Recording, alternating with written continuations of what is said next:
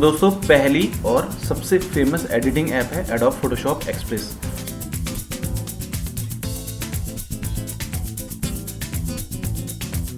अगर आप फोटोशॉप का सॉफ्टवेयर देखते हैं जो कि हम अपने विंडोज़ में डालते हैं या अपने मैक ऑपरेटिंग सिस्टम में डालते हैं, वहाँ पर हमें सबसे ज़्यादा प्रॉब्लम ये होती है कि हमें पता नहीं होता कि कौन से टूल को चलाने से क्या फ़ायदा होगा, क्या नुकसान होगा। लेकिन यहाँ पर आपको ये सब चीज़ें ग्राफिक के थ्रू दिखती रहेंगी। जैसे कि आप देख ही सकते हो, अगर आप कोई करेक्शन कर रहे हो तो उसके नीचे उसकी डिटेलिंग आ जाती है कि इससे आपका नेक्स्ट जो आउटपुट निकलने वाला है वो क्या बनने वाला है।